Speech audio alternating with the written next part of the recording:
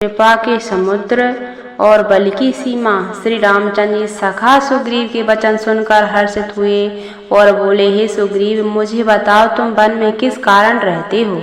सुग्रीव ने कहा, हे नाथ, बाली और मैं दो भाई हैं। हम दोनों में ऐसी प्रीति थी कि वर्णन नहीं की जा सकती। हे प्रभु, मायदा नाम का एक पुत्र था, उसका नाम मायावी था। एक बार वह हमारे गांव में आया। उसने आधी रात को नगर के फाटक पर आकर पुकारा। बाली शत्रु के बल ललकार को सह नहीं सका, वह दौड़ा।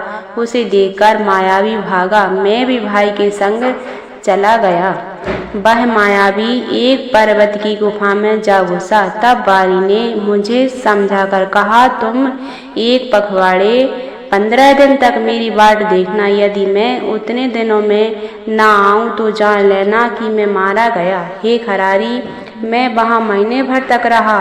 वहां उस गुफा के रक्त में बड़ी भारी धारा निकली। तब मैंने समझा कि उसने बाली को मार डाला, अब आकर मुझे मारेगा। इसलिए मैं वहां गुफा के द्वार पर एक शिला लगाकर भाग आया। मंत्रियों ने नगर को बिना स्वामी राजा का देखा तो मुझको जबरदस्ती राज दे दिया। बाली उसे मारकर घर आया। मुझे राज सिंहासन पर देखकर उसने जी में भेद बढ़ाया, बहुत ही विरोध माना। उसने समझा कि यह राज्य के लोभ से गुफा के द्वार पर शिला देकर आया था, जिससे मैं बाहर ना निकल सकूं, और यहाँ आकर राजा बन बैठा। उसने मुझे शत्रु के समान बहुत अधिक मारा और मेरा स्वर्ग तथा मेरी स्त्री को भी छीन लिया। हे कृपालु रघुवीर, मैं उसके भय से समस्त लोकों में बेहाल होकर फिरता रहा।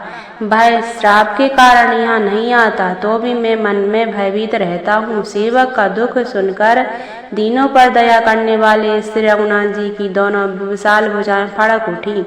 उन्होंने कहा, हे सुग्रीव, सुनो, मैं एक ही बाण से बाली को मार डालूंगा। ब्रह्मा और रुद्र की शरण में जाने पर भी उसके प्राण नहीं बचेंगे। जो लोग मित्र के दुख से दुखी नहीं होते, उन्हें देखने से ही बड़ा पाप लगता है। अपने पर्वत के समान दुख को धूल के समान और मित्र के धूल के समान दुख को सुमेरु बड़े भारी पर्वत के समान जाने।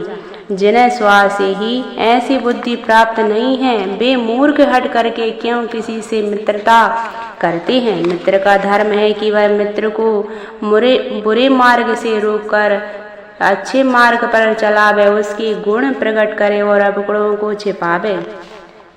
देने लेने में मन में शंका न रखे, अपने बल के अनुसार सदा ही हित करता रहे। विपत्ति के समय तो सदा 100 गुना स्नेह करे। वेद कहते हैं कि संत श्रेष्ठ मित्र के गुण लक्षण ये हैं, जो सामने तो बना बना कर कोमल वचन कहता है और पीठ पीछे बुराई करता है तथा मन में कुटिलता रखता है। हे भाई, इस तरह जिसका मन सांप की चाल के समान टेढ़ा है, ऐसे कुमित्र को त्याग देने में ही भलाई है। मूर्ख सेवक, कंजूस राजा तथा उल्टा स्त्री और कपटी मित्र, ये चारों सूल के समान पीड़ा देने वाले हैं। हे भाई, मेरे बल पर अब तुम चिंता छोड़ दो। मैं सब प्रकार से तुम्हारे काम आऊंगा, तुम्हारी सहायता करूंगा।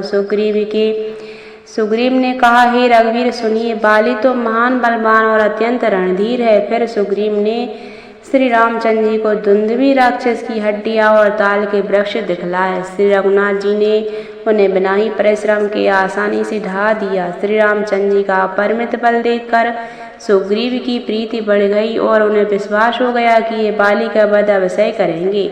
वे बार बार चरणों में सिर नवाने लगे। प्रभु को पहचान कर सुग्रीव मन में हर्षित हो रहे थे। जब ज्ञान उत्पन्न हुआ तब ये वचन बोले कि हे नाथ, आपकी कृपा से अब मेरा मन स्थिर हो गया। सुख संपत्ति, परिवार और बड़ाई बड़प्पन सबको त्याग कर मैं आपकी सेवा करूंगा, क्योंकि आपके चरणों की आराधना करने वाले संत कहते हैं कि ये सब सुख संपत्ति आदि राम भक्ति के विरोधी हैं। जगत में जितने भी शत्रु मित्र और सुख दुख आदि द्वंद्व हैं, सबके सब माया चरित हैं, परमार्थ वास्तव में नहीं है।